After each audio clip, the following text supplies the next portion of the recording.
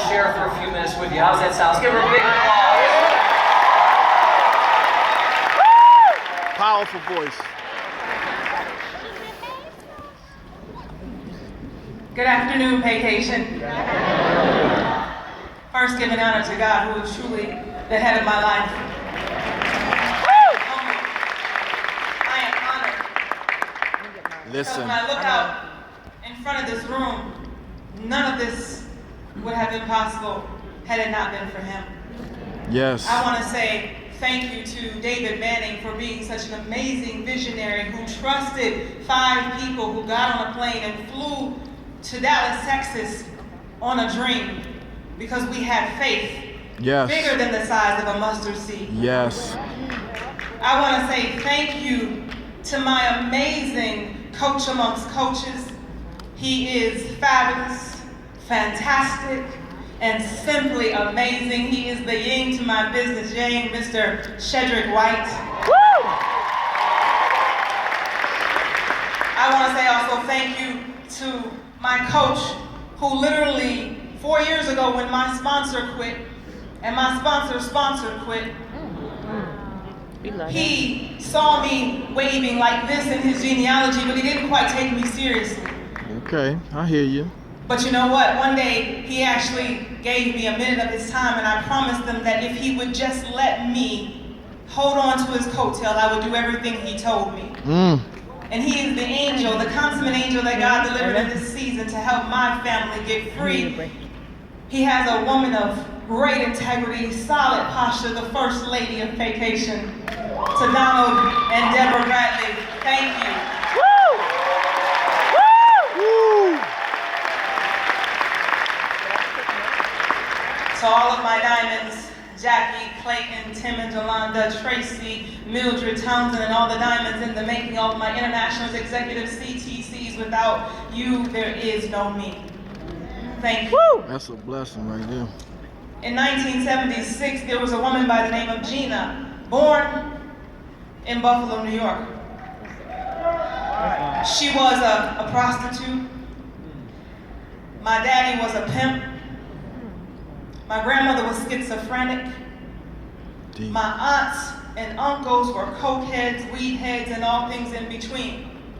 Deep. And Gina walked in one day and she was pregnant with this baby that her own mother attempted to beat out of her belly.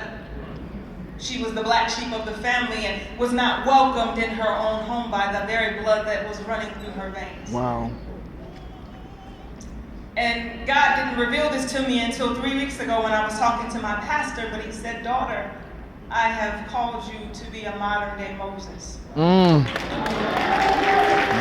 this is deep. Because that very baby was left in a heroin house on the west side of Buffalo, and it wasn't for a stranger next door wondering why the mail was piling up, cracking the window open because she was just that nosy, going in and finding a baby that was wrapped in her own feces, had lost about 4 pounds of her birth weight. Wow. And all she knew was to get her to the local hospital. Wow. Wow.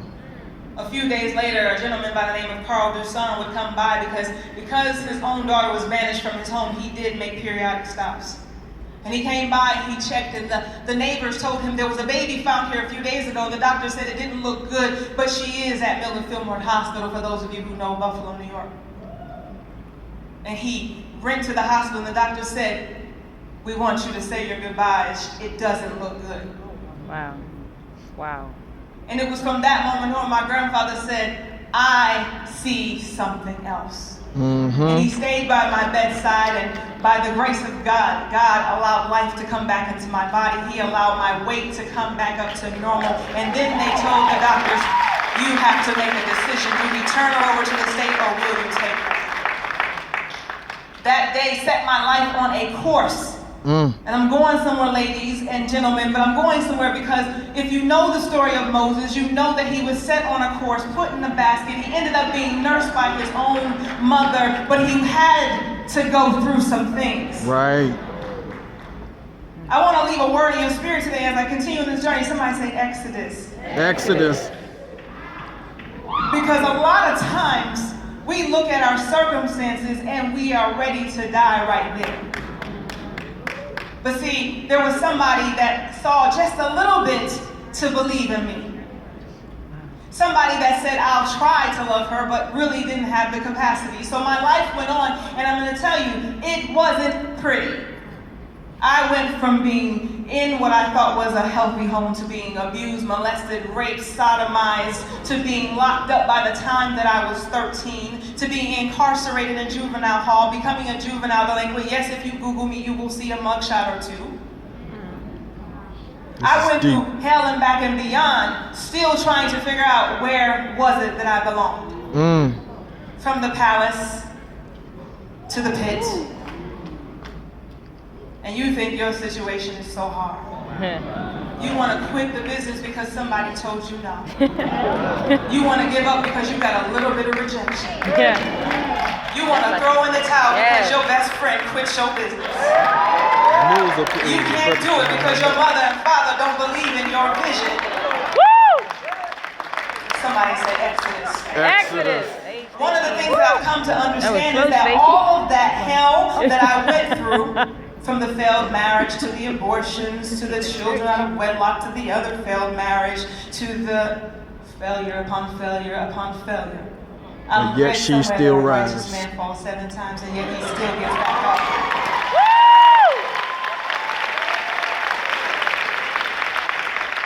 And as I was asking God what to do with this opportunity in this moment, he said Exodus. And I said, Exodus? Why Exodus? Why, God? Because Moses didn't make it into the promised land. The children of Egypt didn't make it into the promised land. And God said, I want you to tell Paycation this. It's time to go from murmuring and complaining to championing. I want them to go from excuses to execution. Woo! I want them to understand that in the evening I will send manna, and in the morning I will send bread. Yes. Speak it. Speak it. He said, I need them to understand that although they were in Egypt, it's time that it comes out of them. So those of you who are worried about where you are, you're stuck in the position, you may be murmuring, complaining, I should have been on the stage. If only I would have had my upline support. No, see, the thing is that while the children of Egypt were complaining, they were murmuring, complaining because of what Moses was doing. They had faith in Moses. Moses has faith in God. But what am I saying? Those of you who are simply saying, I'm waiting on my upline to help me. You need to get out of line and take your proper place. She is deep. I told you she is deep. I asked God, I said, but God, why did God send bread in the morning? He said, here's the thing. One of the things we talk about in the business, Chinaza, he says that even though you went through all of that, you still knew how to look up. Right. Even though things are not going the way you thought it would be, you still knew how to look up. My last company, my residual income was $265.43. That's the last check that I received from that company. And I'll never forget it because I used to get to the mailbox and I dared that check be late. How many of you know I kept putting zeros behind that check? Yes. Because God had showed me something. So the message is that if God calls you and he puts a ram in the bush and he sends you to the fiery hill, that there's something there that you've got to receive. Yeah. Nobody in this room is here today by happenstance. You are here because he called this moment to be divine opportunity. Woo! This moment for today, right now, this period. Woo! This is not the time to be emotional. I don't care how you feel. Yes. Right. Exodus. You gotta go back to Egypt. You gotta free the children.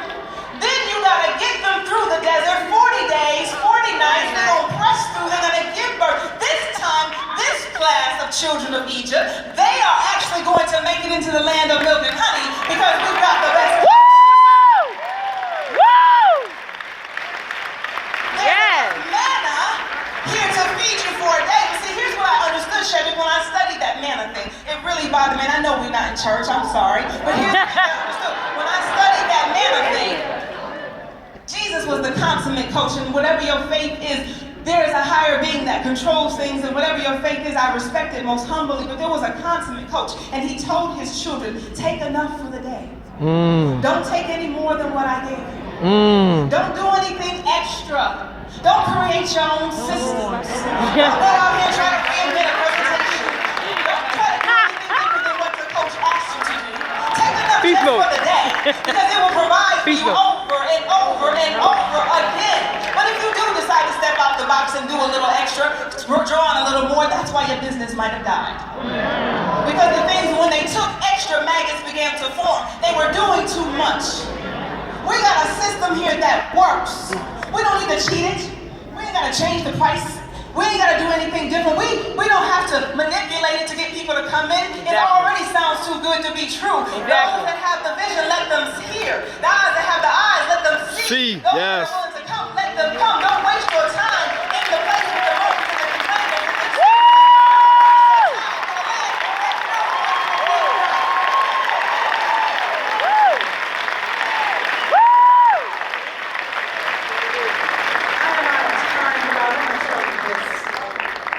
There was a little girl who had just enough hope, had a whole lot of struggle. I walked out here with my daughter because I remember being pregnant with her and I was on suicide watch. Because I didn't want to be a single mom.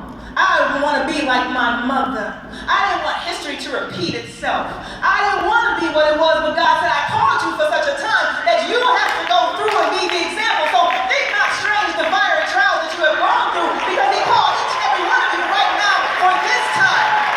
Don't complain in your situation.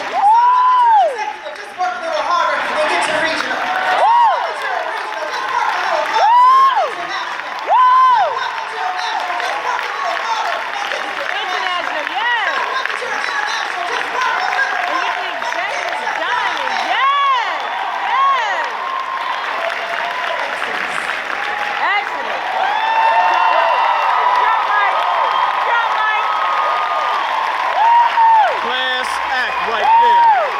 True class act.